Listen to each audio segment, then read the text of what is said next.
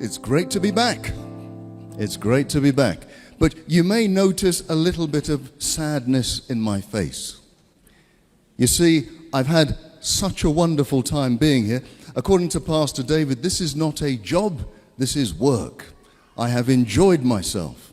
It is never stressful coming here to be with you all. I've really had a great time.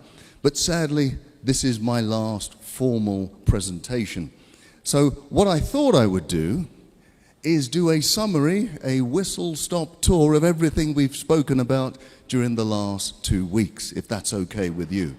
What I will do is highlight the things that you can do to prevent or reverse all of the diseases that we've been talking about. Okay, now, as you've seen, we've been going through these colors. Each disease is a different color. But you know what? You can't talk about health and disease without talking about COVID-19. Now, just in case you have not been on this planet for the last few years, is there anybody who has not heard of COVID-19? I don't see any hands. I'm sure there are no hands wherever you are watching. You see, COVID-19 took over the world for a while, right?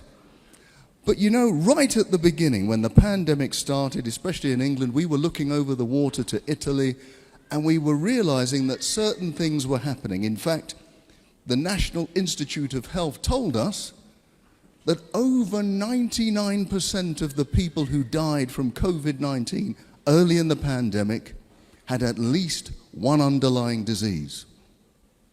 Over 99%.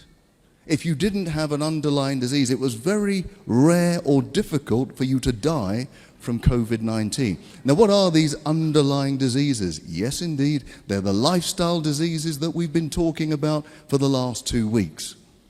Asthma, diabetes, hypertension, heart disease. What it's saying is that these diseases have weakened the system so that when a virus comes along, it becomes incredibly difficult to survive from it. Let me give you an illustration. I think a lifestyle disease is a bit like having a bear stalking you in the distance. I don't know if anybody has had a bear stalking you in the distance.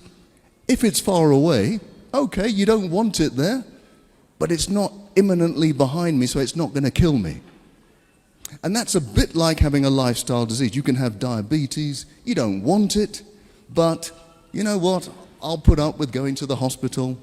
I'll put up with the medication. I'll put up with the kind of lifestyle change. And that's like the bear stalking at a distance. But what happened when COVID-19 came along is that that bear came right up on your shoulder and is now imminently going to kill you. Diabetes that you could live with for decades on medication was now a lethal element in your life. And that is why we try to eliminate all of these lifestyle diseases before the problem happens. Because believe me, there will be another pandemic. Believe me, there will be other stresses in your life that put strain on your body, where if it is weakened by a lifestyle disease, it may be fatal when it doesn't need to be. Before I move on from COVID, let me just explain to you that pretty much all of the viruses that we ever get have their origins in animals. Even if it was generated in a lab, the lab still got that virus from an animal. And it tells us something. Look, first of all, we shouldn't be consuming them. We don't need them to be healthy.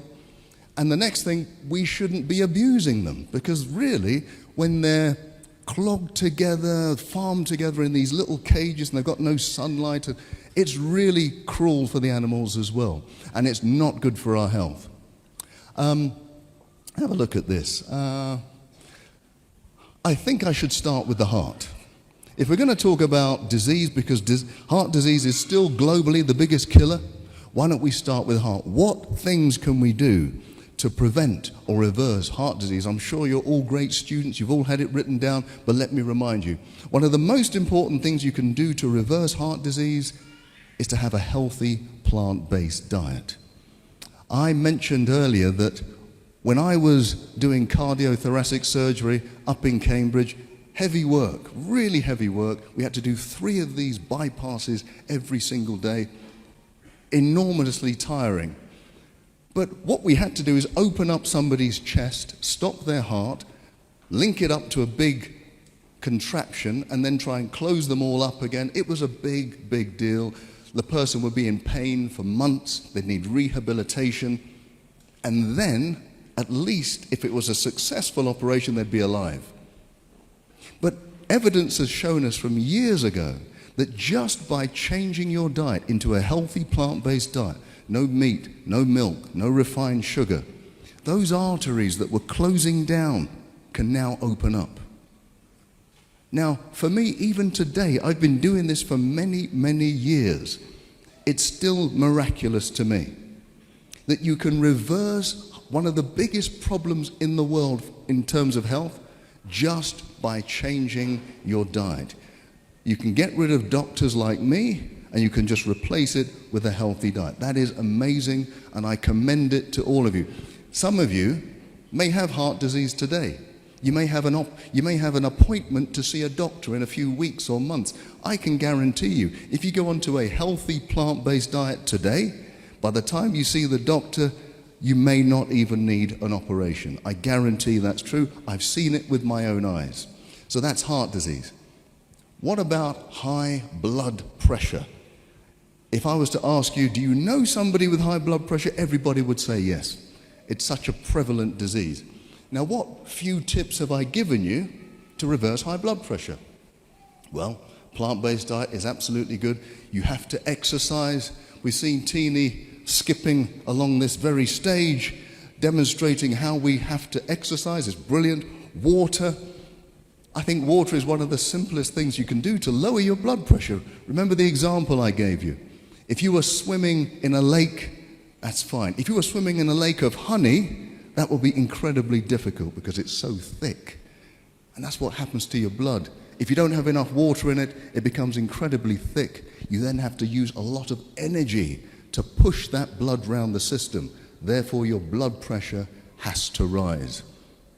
Here's something, though. Going on from the plant-based diet, we said that greens do something quite remarkable in our arteries. They get the interior of our arteries to release a chemical called nitric oxide.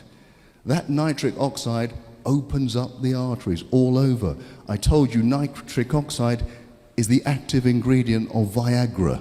Okay, I know none of you have heard of it, none of you need to use it, but I can tell you when it comes to things like erectile dysfunction, rather than reaching for the pill, the best thing to do is reach for those greens. And let me remind you, gentlemen, because this is very important, if you have an episode of erectile dysfunction, you're at a high risk of having a heart attack or a stroke in the next 5 years. So rather than just going to the pill, start thinking about changing your lifestyles. Number 3, cancer. What things have we said about cancer? Well, I always tell people, and I've been speaking to a lot of people in the clinics throughout the weeks, if you have cancer, there are certain things that you must do. Cancer loves sugar. You must eliminate refined sugar. Vitamin D is key. You must have high levels of vitamin D. I recommend 20,000 units per day. Along with that, vitamin C, high dose. I have seen with my very own eyes people on high doses of vitamin C having their cancer reversed. We cannot guarantee it. Don't quote me. You can't guarantee it. But I have seen people on high doses of vitamin C have their cancer reversed. And remember, if you do have cancer, you must seek medical advice. I told you earlier during the week that those people who just say, I just want to go the natural route, often they don't survive. What you must do is seek medical attention and do the lifestyle, and then you have the best possible chance of surviving cancer. Medical attention alone does something, but it doesn't do everything. I remember when I used to be in the hospitals, the doctors would treat you for cancer and then allow you to eat the same foods that would cause cancer. That doesn't make any sense. So hospital treatment is good, but match that with lifestyle change, you've got a great chance of getting through, honestly. Now, what else can you do for cancer? I always say you should spice up your life. Spice up your life. Spices are really the keys to a healthy lifestyle too. They're like nature's natural drugs. The more spices you have in your life, the better your cells are going to be. Turmeric, most of us have heard of turmeric. It's a powerful antioxidant. And if you take away the oxidation of your cells, it reduces the risk of cancer. Ginger is like it. It's also anti-inflammatory. Cinnamon is brilliant. Cinnamon, not only does it lower your blood sugar, which if you have low blood sugar, the cancer doesn't grow too well, but cinnamon is brilliant in terms of fighting off viruses. In fact, they discovered this over 100 years ago. The women who harvested the cinnamon bark never got measles, never got tuberculosis. And cinnamon, if you have anybody in your family who has any kind of viral illness, you give everyone in the household cinnamon, it's less likely that you'll get the infection. Cardamom is very interesting because it actually makes you make more natural killer cells. They have a lethal name, but they do an awful lot of good. They're the white blood cells that defeat cancer. Diabetes. How do you beat diabetes? Definitely you need a healthy plant-based diet. But what else do we need to do? We should, every time you go for a meal and you're a diabetic, as you put your fork down, you should get up and go for a walk. Get up and go for a walk. What does that do? Well, as you're walking, you're using the big muscles in your body. Those muscles will absorb sugar very quickly. And so it will keep your blood sugar levels quite low. You then don't need to release a lot of insulin to deal with the sugar. And that means your cells can become insulin sensitive again. Insulin sensitivity is the opposite of diabetes. It can actually cure diabetes. I've told you quite boldly that anybody with type 2 diabetes does not have to live with it. Type 2 diabetes is completely reversible. Type 1 is more difficult, but type 2, completely reversible. So you do not have to live with it. Change your lifestyle and get rid of it. Okay, autoimmune disease, that was the last talk I did. That refers to all of these antibody diseases that are attacking different parts of the body. There are roughly 400 or 500 of them. Wherever you've got tissues in your body, you will have an autoantibody if things go badly. And I must say, although I didn't talk about it, one of the biggest causes of infertility is autoimmune disease. Now, I know people go to the hospital for IVF treatment, absolutely, but rarely do they get to the bottom of what is the problem. And it's usually that you've got antibodies attacking your organs inside that makes it almost impossible to conceive. So everything you've heard me talk about with autoimmune disease, you need to apply if you want to get pregnant. Okay. Now, you see my details. I'm hoping that in 9 months I'm going to get lots of communications of people telling me, yeah, we have a child. So it's possible, believe me. Now, some of the things, if you weren't here the other day, some of the big things that you need to do to get rid of autoimmune disease is get rid of milk, because milk is one of the key factors that generates these antibodies. Deal with stress. Make sure you avoid refined sugar. Have high doses of vitamin D. If you do that, you have a great, great chance. A bit like a little boy called Bart Simpson, don't have a cow, man. Stay away from the milk. Okay. Now, this is increasingly a problem on this continent of Africa. Didn't used to be. You go back 50 years, there was very little obesity on this continent in Africa. Now, with all of the imports of Western culture, including Western food and Western lifestyle, we're getting exactly the same problems that they get in the West. How do we defeat it? I always say, get rid of the white stuff. This is not a racist statement, folks. This is not a racist statement. I'm saying get rid of the white rice, white flour, white pasta, and of course that white substance, sugar. You know, sugar, if you look at it from afar, it looks a bit like heroin. And by the way, it activates exactly the same parts of your brain for heroin addiction. That's why giving up sugar can become so difficult. But remember, I did give you some help in overcoming sugar addiction. Remember the Dr. Chitty method, named after some obscure doctor? You remember that? So for those of you who don't remember, let me tell you, when that donut is calling out your name, the worst thing you can do is say, I can't eat the donut. Because if you do that, your brain will just desire it even more. What you must do is say, I will eat the donut, but I'll eat it in half an hour. At the same time, eat yourself an apple. Now that apple will release sugar slowly into your bloodstream, slowly, so that you don't get this insulin spike. And after half an hour, you'll have enough sugar in your system to overcome the desire for the donut. You're not looking convinced. If at the end of the half an hour you still want that donut, do the same thing again.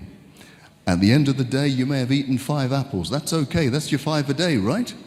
But even if you fall off the wagon, even if you succumb to the donut, I guarantee you will eat it less frequently than if you didn't try the Dr. Chitty method. What does Dr. Chitty stand for? Don't resist it, choose to have it, but delay it. Dr. Chitty, there you go. Now you'll remember my name, okay? That's the only reason why I did that for you. But seriously, sugar has been a serious business, especially on this continent. We used to be slaves for sugar, now we're slaves to sugar. We need to get rid of the sugar, absolutely. Now, we must not forget dementia. Okay, some of you understood what I was talking about. We must not forget dementia. Okay, I can hear one person, they've understood. Right, dementia, for me, is now one of the most feared diseases around. When I was younger, a younger doctor, it used to be cancer. But now dementia, losing your memory, losing your personality, nobody wants that. It's a fearful thing. The good news is, and there is good news about dementia, it is a lifestyle disease. It is not random. Now you may have seen studies to say, well, there's a genetic makeup. There is. There are genes for dementia. But there are people who have the gene for dementia who don't get dementia. There are people who don't have the gene for dementia who get dementia.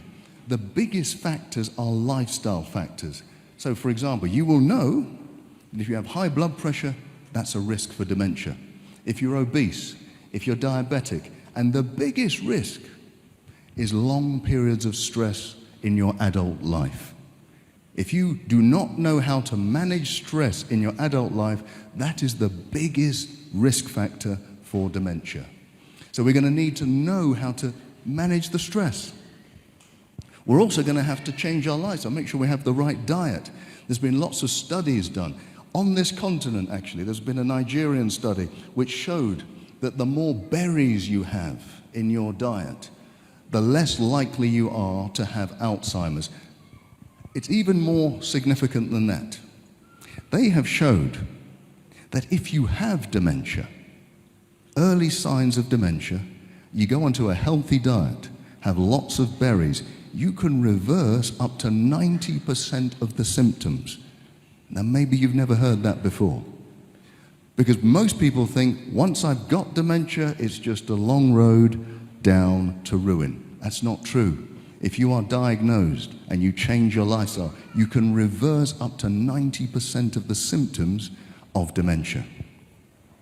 Talking about stress, we spoke a little bit about depression and anxiety and stress. What little signs can I give you to help?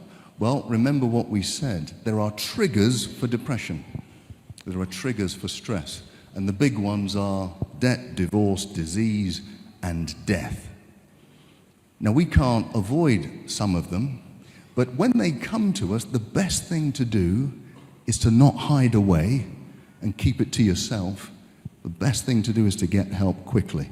The quicker we get help, the quicker we understand that we're not alone, that other people are going through exactly the same thing, the quicker we can cure ourselves or head off depression. What else do we need to do? If you're depressed, you might find it difficult, but one of the ways to break that cycle of depression is to get into some physical activity, whether it's going for a walk, a run, a swim, whatever. Maybe you need somebody to encourage you to do it, but it will break that cycle of depression quicker than just about anything. The next thing you can do is do something, even if it's small, for somebody else. That sounds strange. You're depressed. Why am I going to do something for somebody else? Well, we have shown through scientific endeavor that by doing even a small thing for someone else, it takes your mind off of yourself. And that can break that cycle of that spiral of self-thought. So the more you can do for somebody else, even if you don't feel like it, think of it as if you're doing something for yourself when you're doing something for somebody else. Being kind to somebody else is actually being kind to yourself. What else? I mean, we have to know how to heal from depression, and we've talked about it a lot. Forgiveness. The quicker we can start to forgive ourselves, forgive others, if you're able to do that, it is a quicker release from the grips of depression and stress. Every study I've seen in the last 10 years has an element of letting go of past trauma, of past hurts. The quicker we're able to do that, the greater the chance we're going to be free from depression. And we want to be free from depression. Because in fact, even at the heart of most of these diseases that I've been talking about is a level of stress. Stress makes every disease worse. It doesn't improve one disease. Right, so in fact, we know that disease is what? Dis-ease.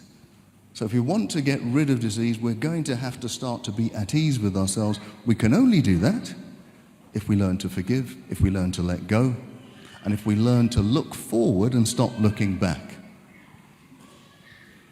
But if we do look back, if I'm looking back to that episode of my life when I was hurt, let it always be looking back with forgiveness.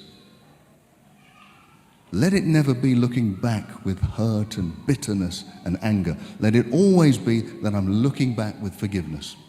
When we look forward, the reason why we're here, this is Hope for Africa, right? When we look forward with hope.